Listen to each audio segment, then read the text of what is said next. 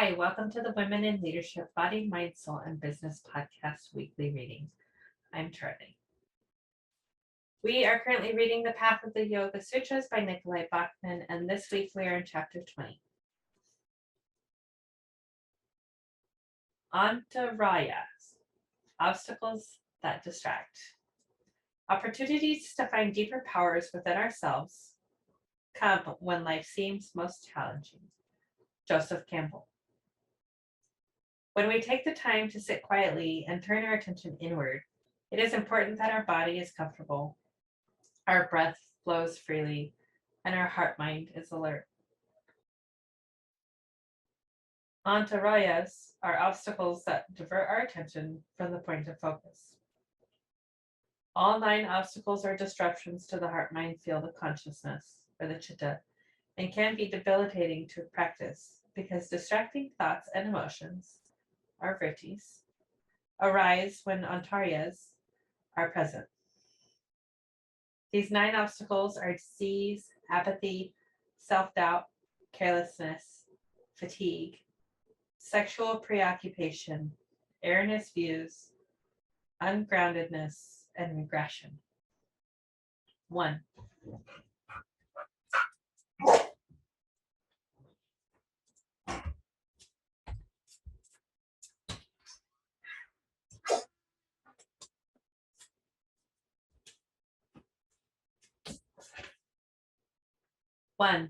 Disease or illness can be a major distraction and may be extremely difficult to remove. This is the only obstacle that does not necessarily come from a klesha. It is the most external of the distractions, involves the physical body, and can originate outside the body. Maintaining a quiet, focused heart-mind while sniffling, sneezing, or feeling physical pain after surgery is quite a challenge. Yet a fully focused heart-mind can actually cut off the pain signals to the brain. Disease can easily lead to the second obstacle, apathy, or an attitude of not caring about anything.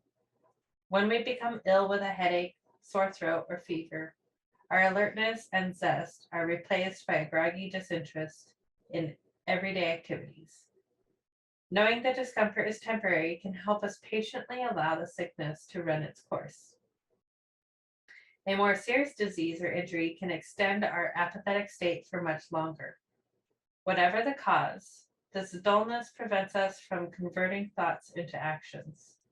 Stimulation of our heart-mind by means of vigorous asana, active pranayama practice, or some other stimulating exercise can get us out of this state. Apathy can give rise to self-doubt or lack of confidence, which is particularly arresting since it can cause us to stop our practice for a while.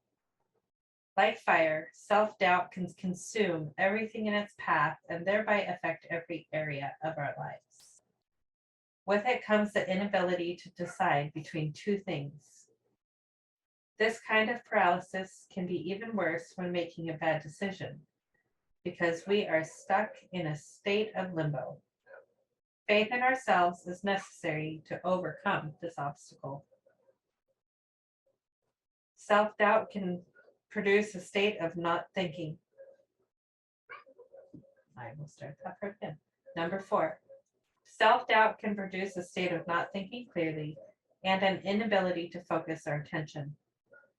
If we act carelessly without paying proper attention, we will likely cause ourselves and others potentially disastrous pain and suffering, with unknown future consequences.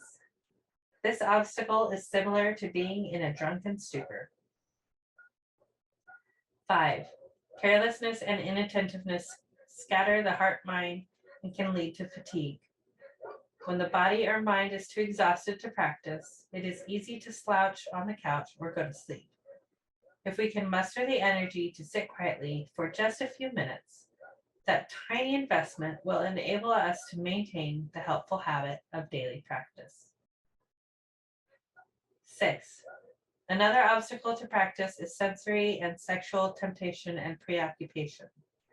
Literally, the inability to stay away from sensual attractions.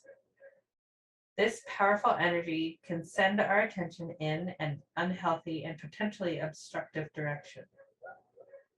Sexual and sensual indulgence, often driven by the ego's quest for gratification, can be difficult to control.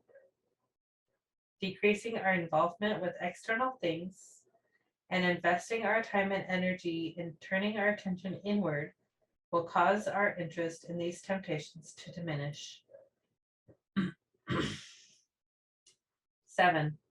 Erroneous or distorted views of the world are similar to misperception. Delusion, not seeing reality as it is, clouds and twists sensory information coming into the heart mind and stores it inaccurately in our memory, leading to biased future thoughts and actions. Someone with a rigid or extreme philosophical stance, such as being too righteous, literal, or fundamentalist, is prone to error since there are many paths to the same spiritual goal. The practice of yoga requires the ability to let go of our opinions and consider other viewpoints as valid. The inability to remain grounded at one level of development prevents us from progressing further. For all but a few rare beings, yoga as a process occurs in stages. If we try and move on without being firmly grounded in the previous stages, we cannot progress fully. We are, in a sense, off balance, teetering between moving forward or backward. For example, you try to meditate without having your breath.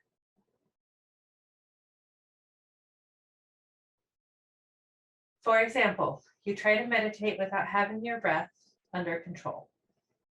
Since your breath directly affects your nervous system and mind, there is no way to become internally quiet, which is necessary for you to move through the stages of turning inward.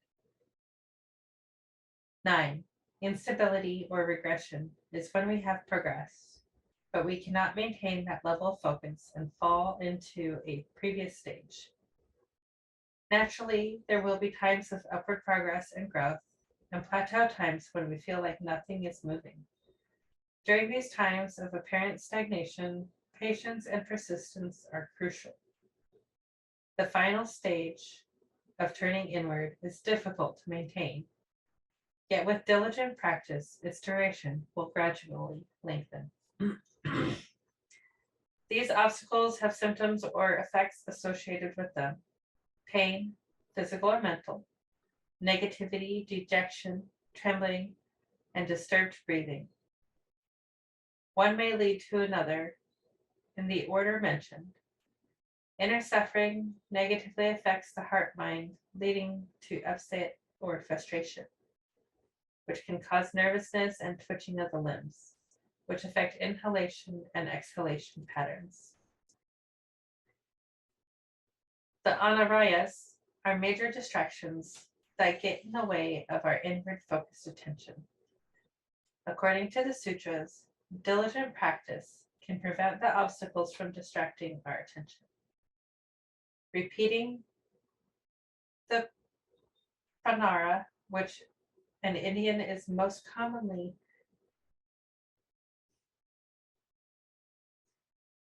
repeating the pranara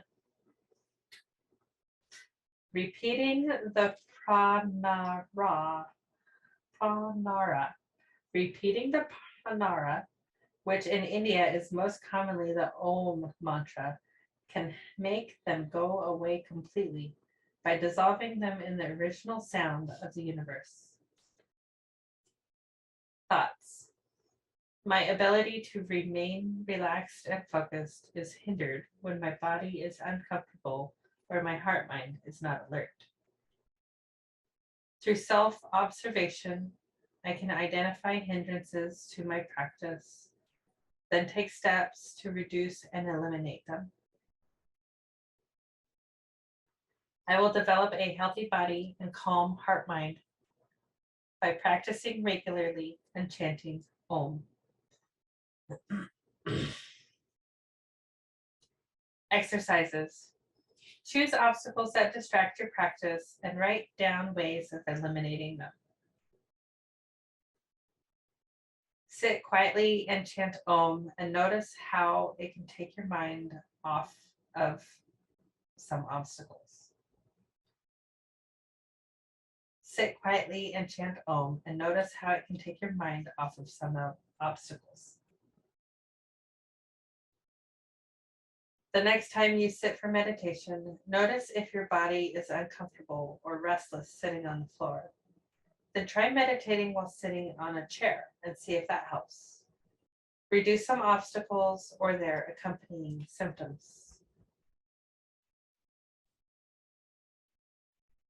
You can join us for the discussion each week on our Facebook page. Thank you for joining us. Namaste.